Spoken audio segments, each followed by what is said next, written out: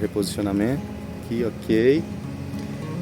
Olá pessoal, sejam bem-vindos ao canal Entre Linhas. É o momento de nós explorarmos as entrelinhas da lição da Escola Sabatina. Pessoal, estamos aqui dando andamento no Entre Linhas de Férias.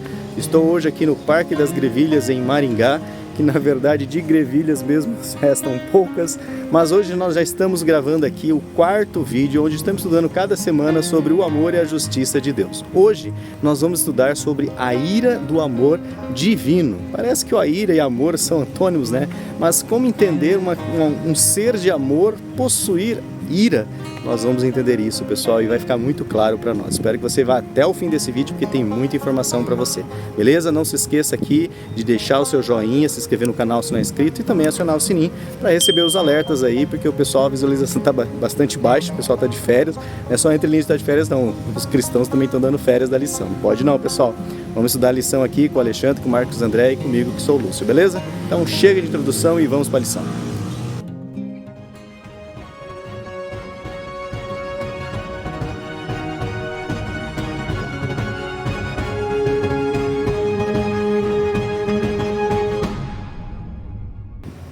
Bom pessoal, antes então de eu chamar aqui o Alexandre, deixo aqui o abraço a todos que estão comentando nas lições. Na medida do possível nós estamos lá sempre deixando um joinha para vocês, não esqueça. É importante interagir, deixa sua impressão sobre o conteúdo, além de gerar engajamento e ajudar a promover o conteúdo aqui na plataforma. Beleza pessoal?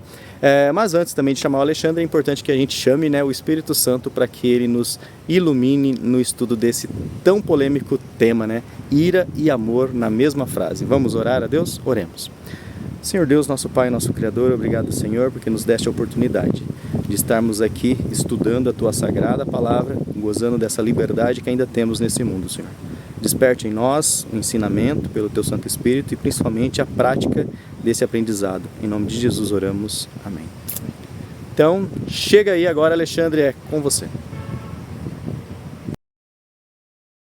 Olá pessoal do canal Entre Linhas, mais uma vez uma alegria, uma satisfação estar aqui para estudarmos da lição da Escola Sabatina.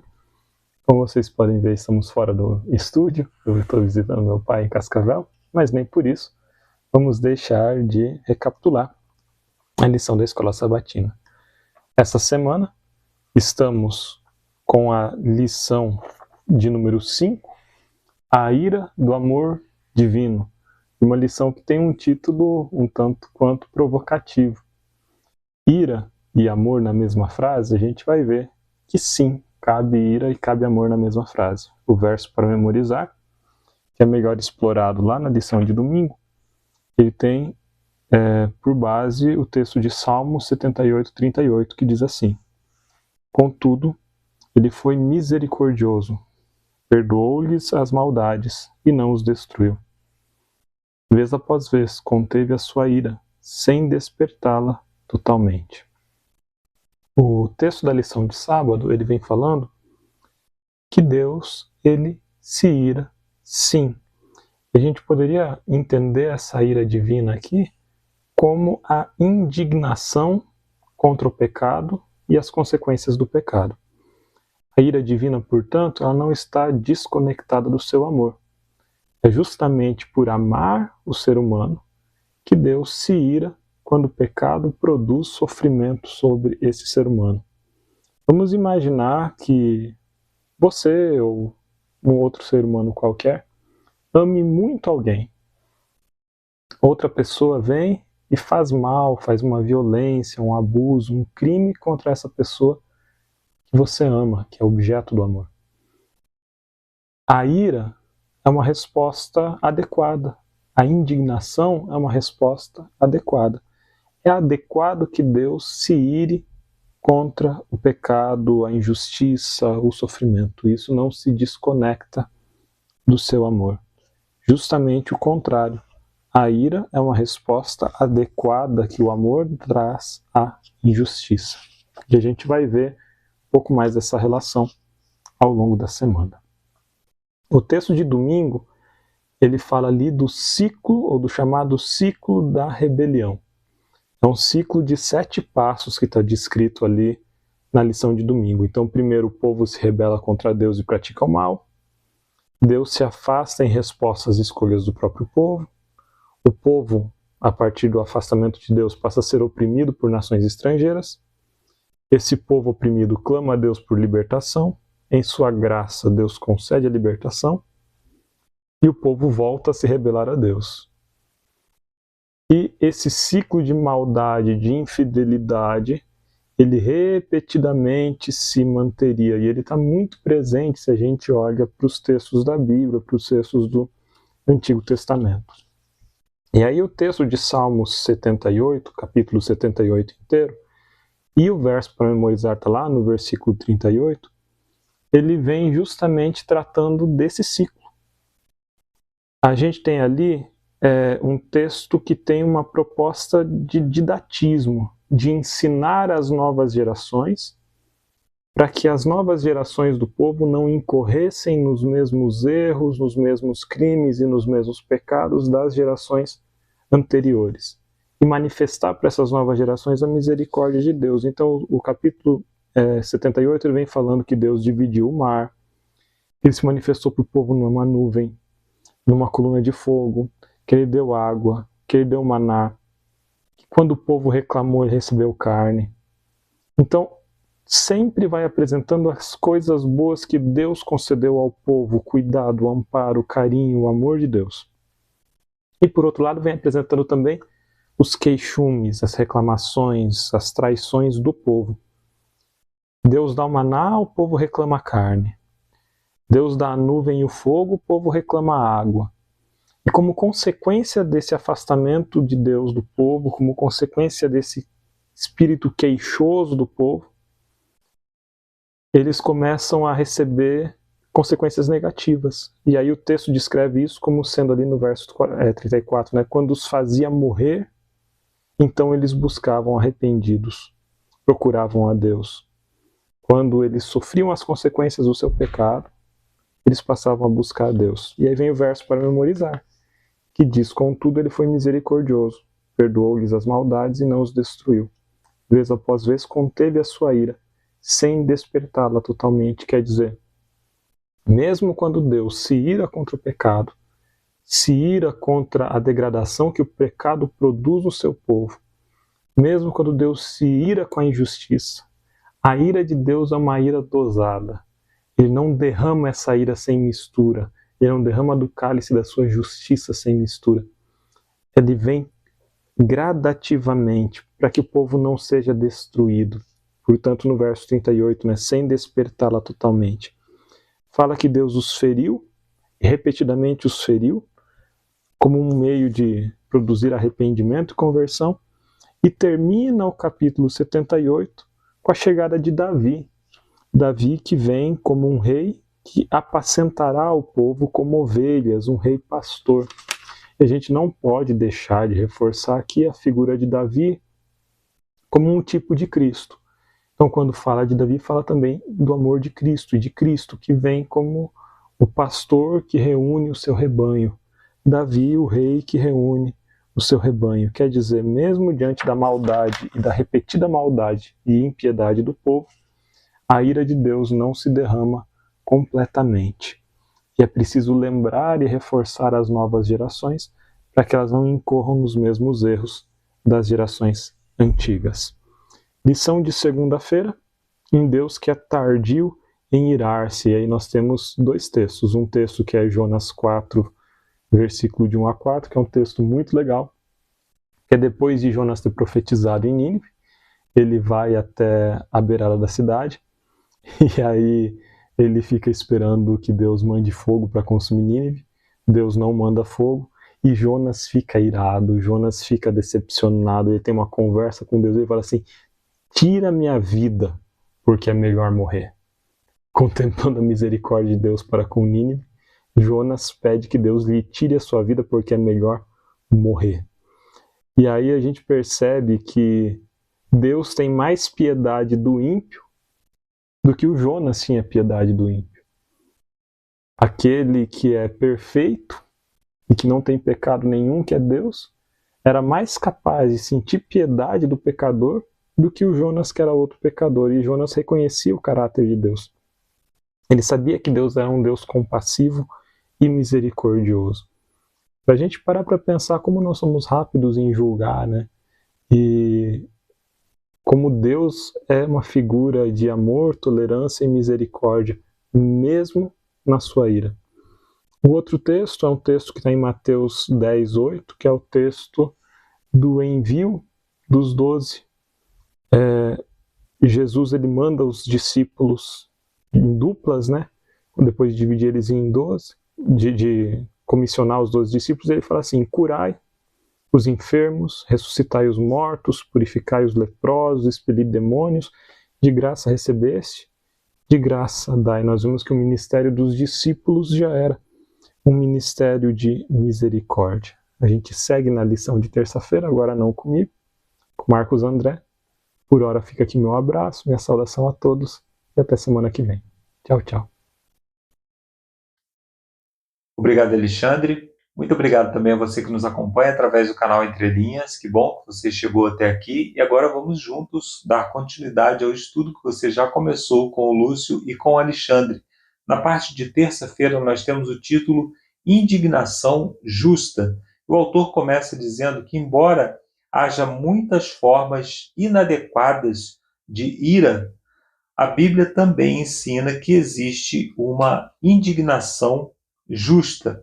Aí o autor dá um exemplo aqui, que eu vou deixar para que você leia, mas ele quer exemplificar para dizer que a resposta adequada do amor é uma ira contra aquele que prejudica o objeto amado, a pessoa amada. No caso, Deus nos ama e tudo aquilo que nos prejudica causa ira em Deus. E na continuidade aqui, ele pergunta o seguinte: o que a reação de Jesus, a forma como o templo estava sendo usado, nos diz sobre a ira de Deus contra o mal? Ele cita aqui Mateus capítulo 21, versos 12 e 13, e também João capítulo 2, versos 14 e 15. Jesus, então, irou-se contra aqueles que negociavam, contra os cambistas que faziam negócios no templo. Ele utilizou um chicote e expulsou do templo aquelas pessoas, derramando ali o dinheiro que elas utilizavam, né? Os cambistas faziam troca de dinheiro, e também espalhou os animais que eles vendiam. Então Jesus demonstrou um zelo piedoso pelo templo, mas a justa indignação de Jesus não estava exatamente no templo ou nas coisas que o templo continha, mas no fato de que aquela negociação que ocorria no templo poderia prejudicar, certamente prejudicava a adoração das pessoas. Eles vendiam um cordeiro para que o cordeiro fosse morto. Então, aquilo que deveria representar a graça de Deus, ou seja, deveria representar Jesus Cristo sendo enviado para morrer gratuitamente pelos nossos pecados, passou a simbolizar um comércio. Imagina que eu peco, vou lá no templo, pago por um cordeiro e tenho os meus pecados perdoados. Isso, então, distorce completamente a noção de evangelho, a noção que o templo deveria representar. Marcos apresenta ainda dois outros exemplos de uma justa indignação de Jesus. Quando os discípulos não permitiram que as crianças se aproximassem de Jesus, o texto diz que Jesus se indignou, ou seja, quando alguém foi impedido de se aproximar dele por ser uma pessoa considerada de segunda classe, por assim dizer. As crianças no passado, por não terem uma capacidade de produção, elas não produzem na sociedade, não trabalham ainda, elas eram vistas como cidadãos de segunda classe. Por isso foram colocadas de lado pelos discípulos, e Jesus não permitiu que isso acontecesse, e o texto diz que ele se indignou contra essa atitude dos discípulos. E, em seguida, numa situação em que ele questiona os fariseus, questionam os líderes religiosos a respeito da possibilidade de curar alguém no sábado. Ele desejava realizar uma cura no sábado por dois motivos: para que as pessoas vissem que é lícito curar no sábado, que é lícito fazer o bem no sábado, e também para atender às necessidades das pessoas. Alguém estava doente e Jesus desejava realmente atender aquela necessidade. Mas quando ele foi impedido de fazer isso, ou quando as pessoas o criticavam por fazer isso, ele, ao mesmo tempo, se indignou e se entristeceu. É o que diz o texto lá em Marcos, no capítulo 3, versos 4 e 5. Então, a ira de Deus, nesse caso, né, a ira de Jesus, ou a ira de Deus, está associada à sua tristeza, a tristeza que ele sente quando alguém está sendo prejudicado, quando o mal está prevalecendo em alguma circunstância. Como poderia o amor não se abalar diante do mal, especialmente quando o mal causa sofrimento a pessoas amadas? Então Jesus ele se indignou quando o mal prevaleceu, ele se indignou contra a maldade ou contra pessoas que estavam prejudicando outras pessoas. Isso, segundo o autor, também acontece quando nós mesmos nos prejudicamos. Então, o mal, ele sempre desperta a ira de Deus. É importante notar que Deus ele não muda. Então, a ira de Deus ela não é uma coisa que acontece esporadicamente, quando alguém faz alguma coisa ou quando alguma coisa acontece. Não, Deus está irado contra o pecado, contra o mal, desde que o mal surgiu. Então a ira de Deus ela é tão constante quanto o seu amor, apesar de não ser eterna como o seu amor, porque antes da entrada do pecado não havia necessidade de ira, e quando o pecado for finalmente destruído, também não haverá mais necessidade da ira de Deus. Porém, desde que o mal existe, a ira de Deus é algo constante, algo. Deus não é mutável, ele não fica indignado como nós, daqui a pouco ele está mais calmo, não é assim que ocorre, né?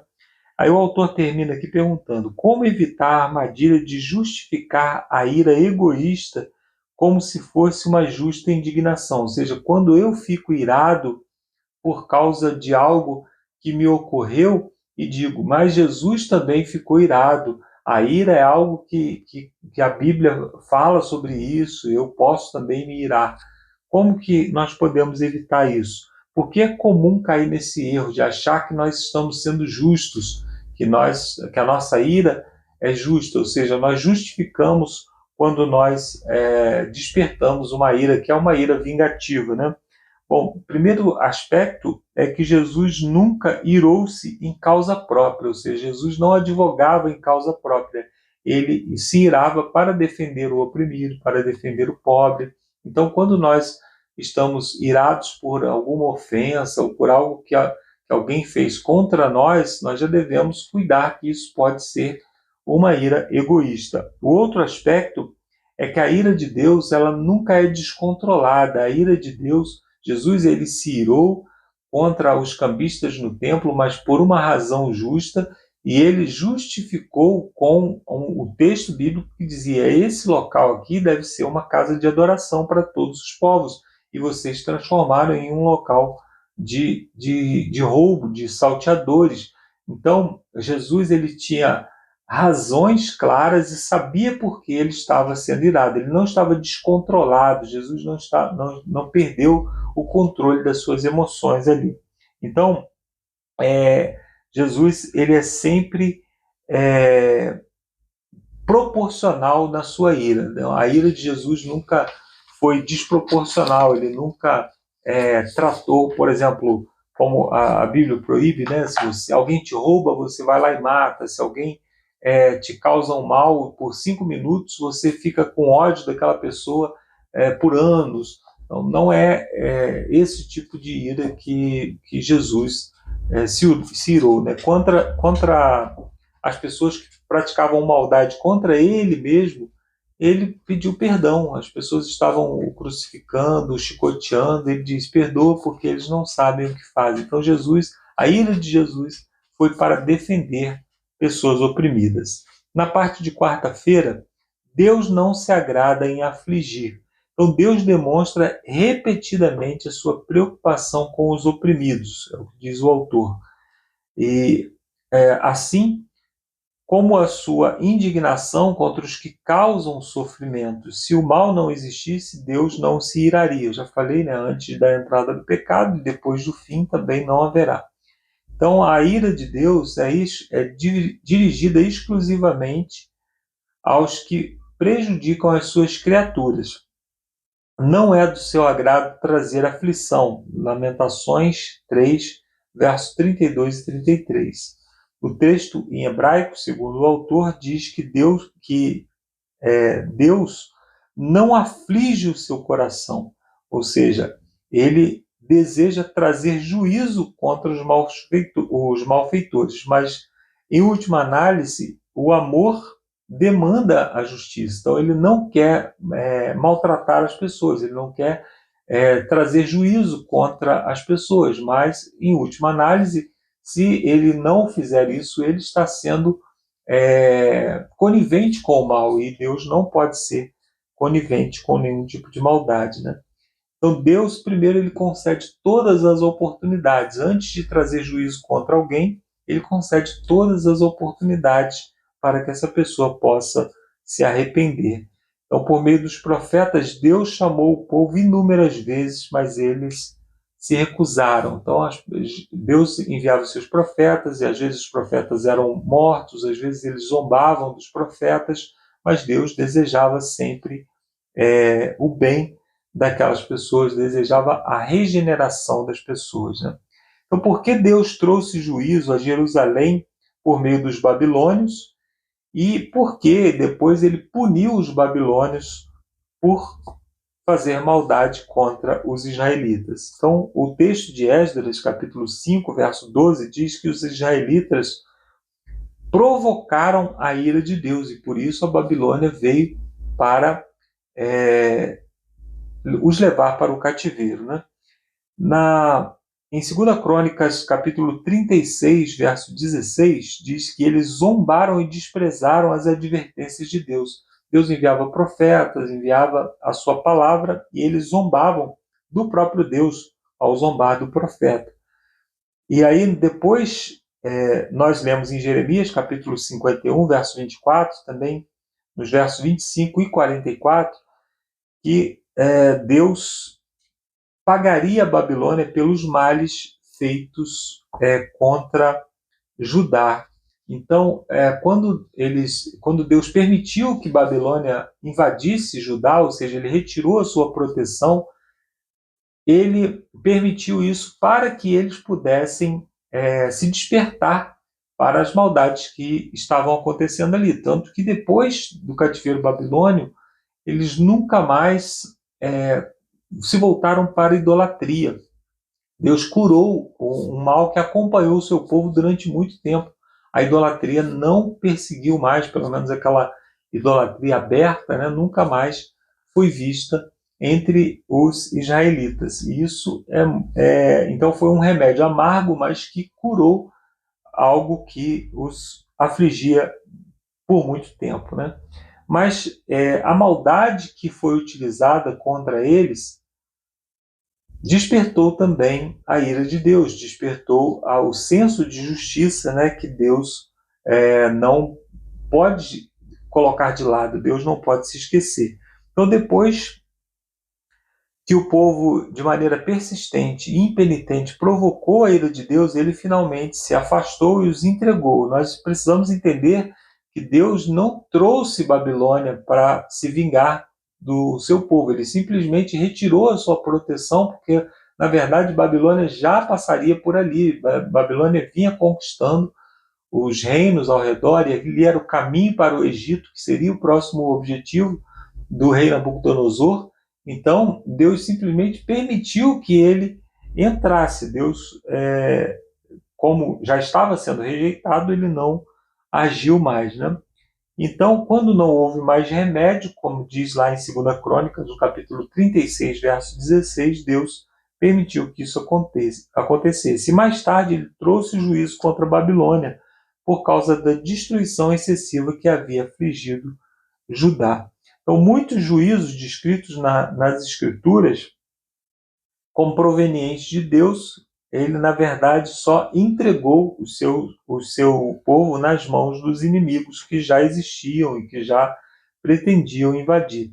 Em decorrência da decisão do povo, Deus, em abandoná-lo, né, e servir a outros deuses, Deus também os abandonou e permitiu então que eles provassem os outros deuses para ver se os deuses realmente tinham poder em protegê-los, né? Deuses de madeira que nada podem.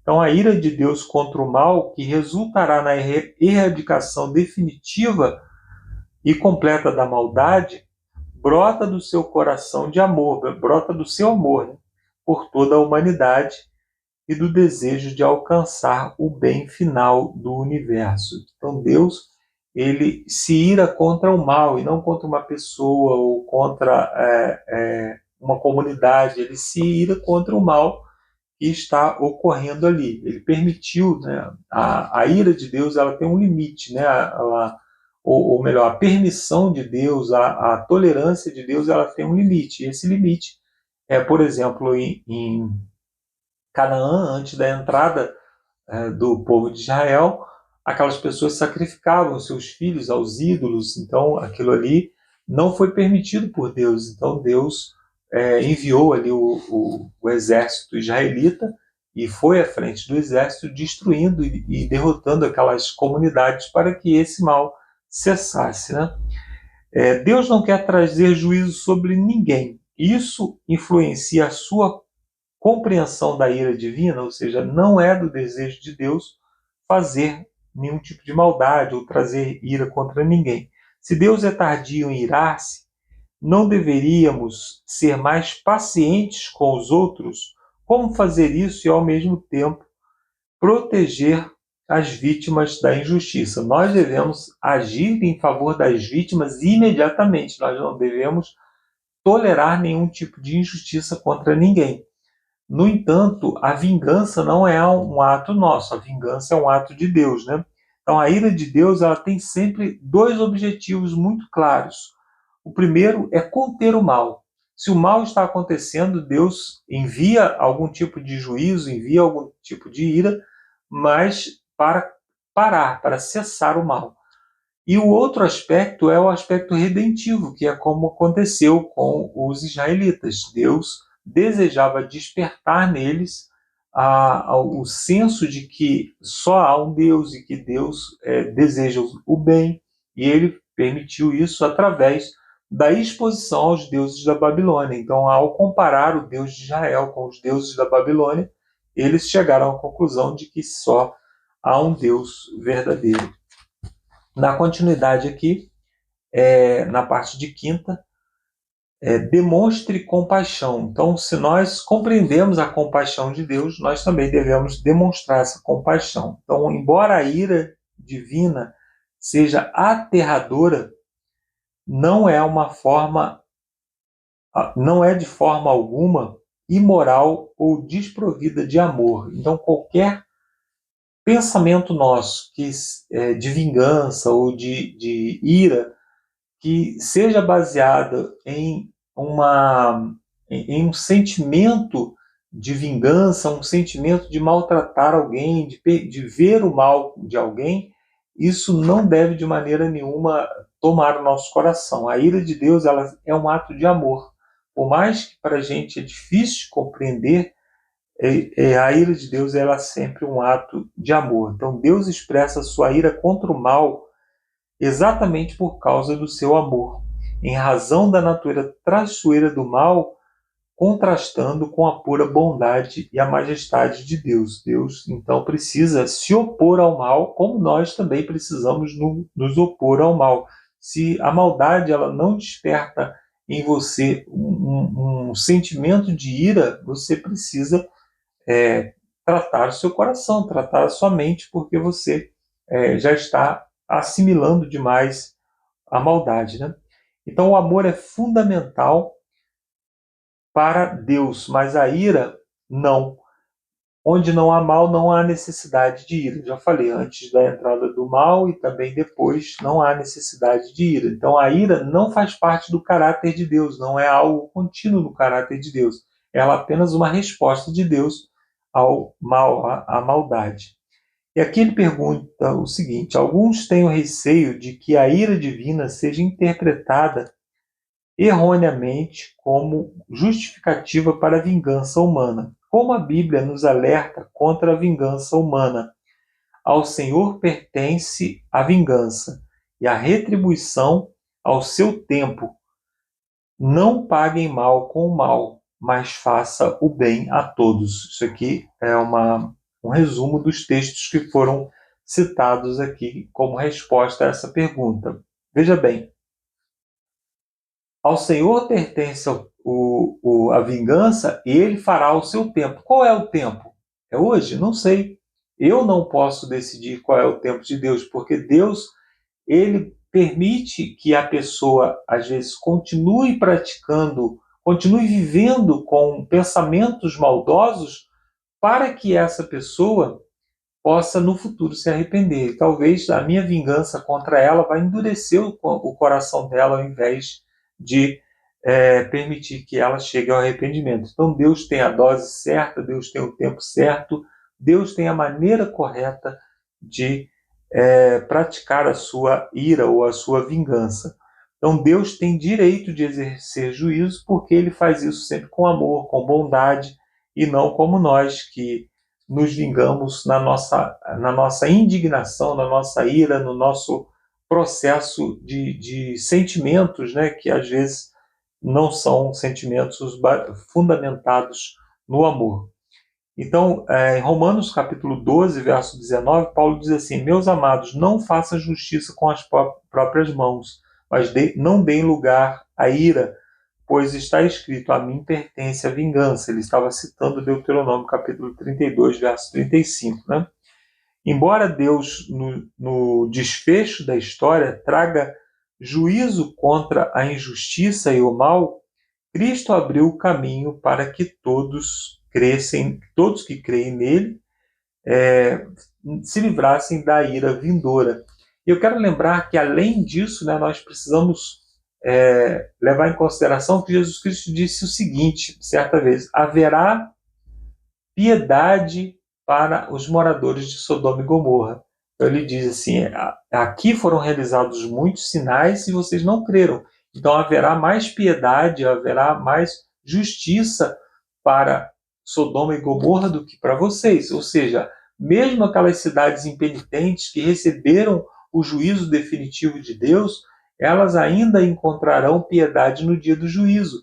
Mesmo entre o povo, os cananitas, né, que viviam ali sacrificando os seus filhos, Deus vai julgar cada um individualmente, ainda que a espada do povo de Israel tenha chegado ali e destruído, inclusive crianças, né? Isso nos choca muito quando nós lemos na Bíblia, mas Deus ainda tem projetos para o juízo misericordioso contra eles no juízo final.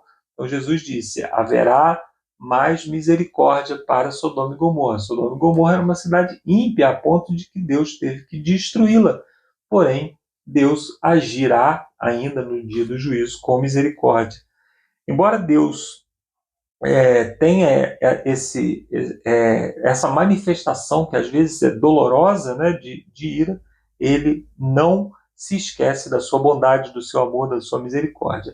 Por que Deus não nos destinou para a ira? É o que diz 1 Tessalonicenses 5, verso 9, mas para alcançar a salvação mediante ao nosso Senhor Jesus Cristo. Então, aqueles que têm fé em Jesus são libertos dessa ira por meio da obra redentora de Cristo. Aí o autor termina aqui perguntando: como a obra expiatória de Cristo preservou a justiça de Deus e, ao mesmo tempo, nos libertou da sua ira. Então, Deus, ele foi justo contra o pecado, porque o salário do pecado é a morte. Então, foi paga, o salário do pecado foi pago através do sacrifício de Jesus, e, ao mesmo tempo, ele manifestou misericórdia, porque ele nos oferece a oportunidade de salvação. Então, reconhecer que Deus agiu dessa forma misericordiosa e bondosa, porque a bondade vai além da justiça. Isso também deve ocorrer conosco. Nós, às vezes, somos muito justiceiros. Nós dizemos: se ele é mau, eu não posso permitir o bem contra ele. Mas Deus nos pagou com o bem enquanto nós éramos seus inimigos, nós éramos maus, né? Então, reconhecer isso deve despertar em nós o desejo de fazer o bem também, até mesmo para aqueles que nos prejudicam. Aí tem um resumo que fica lá na lição de professores, e o resumo dessa semana, em 2 tópicos na lição que o autor trouxe aqui, diz o seguinte: a ira de Deus é a sua resposta santa e paciente ao pecado. Ou seja, a ira de Deus, ela está sob controle do seu amor, sob o controle da sua bondade. E o segundo tópico, a ira de Deus é uma indignação amorosa e justa.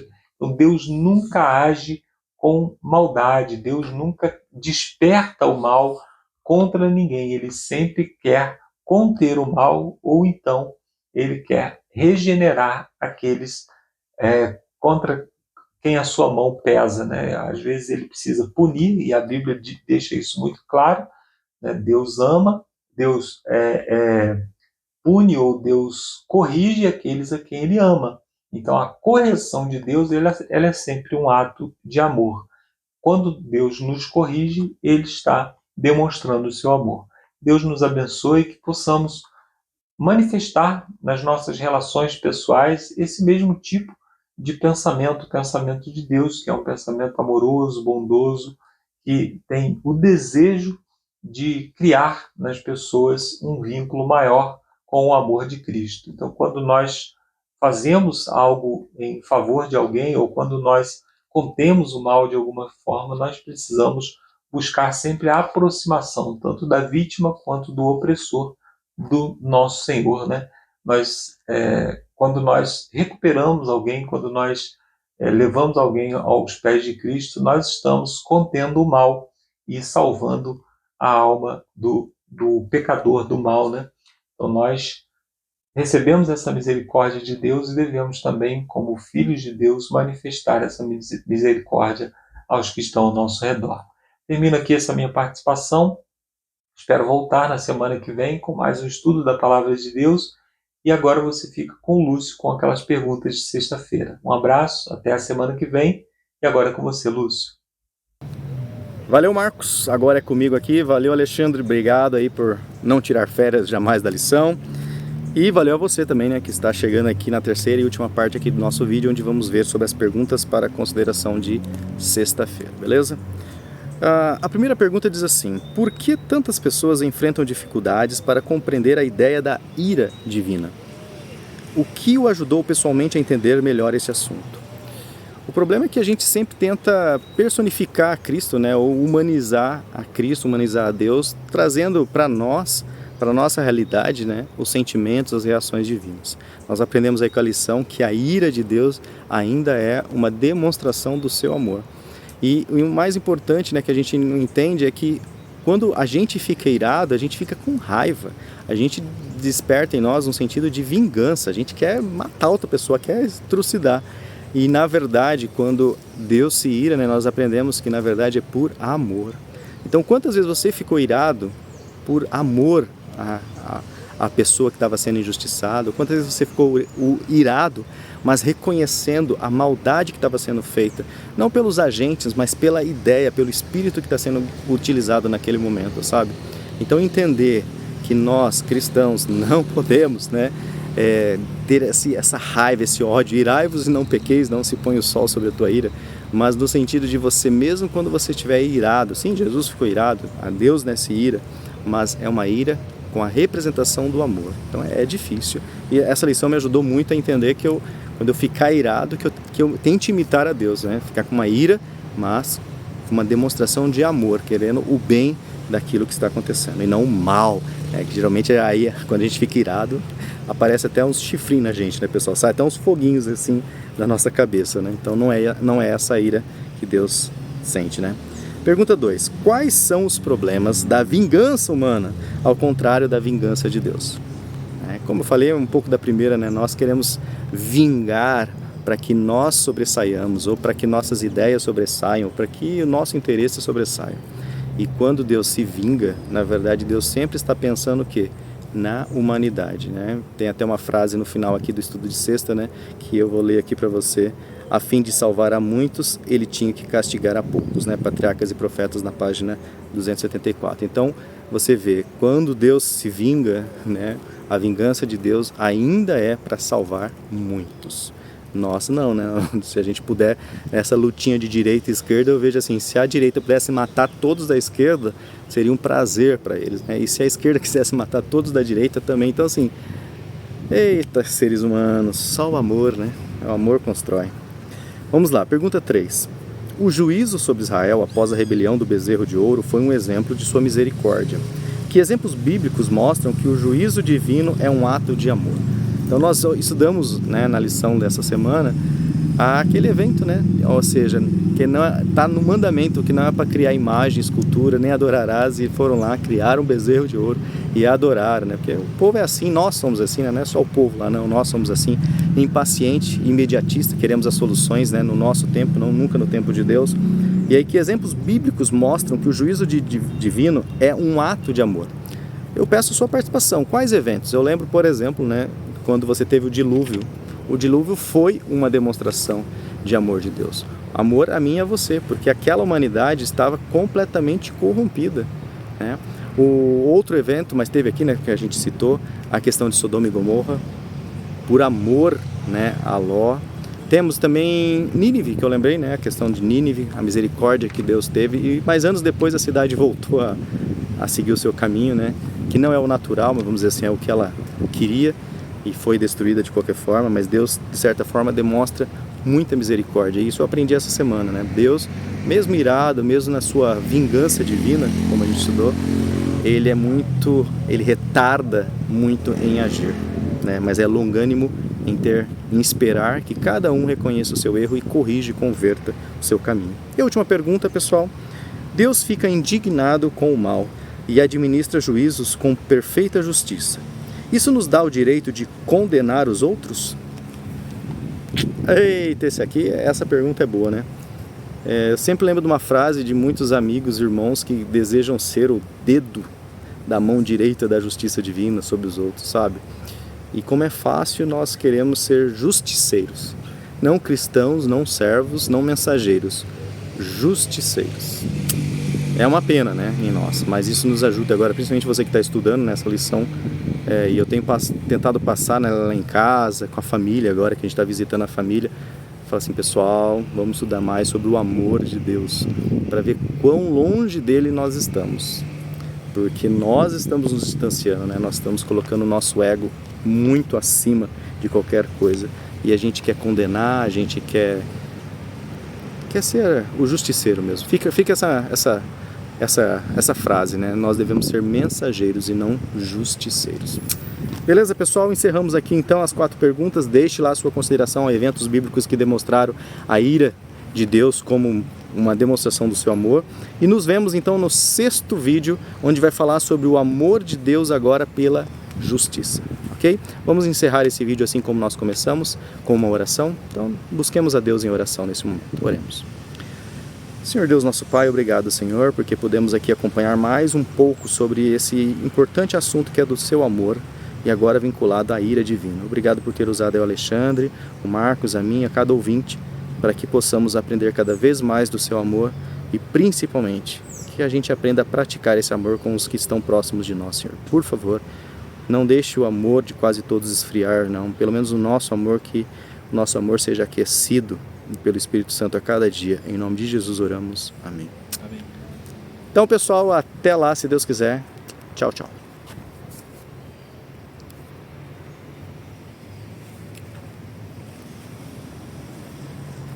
Deixa eu fazer mais um aqui que eu vou ter que cortar.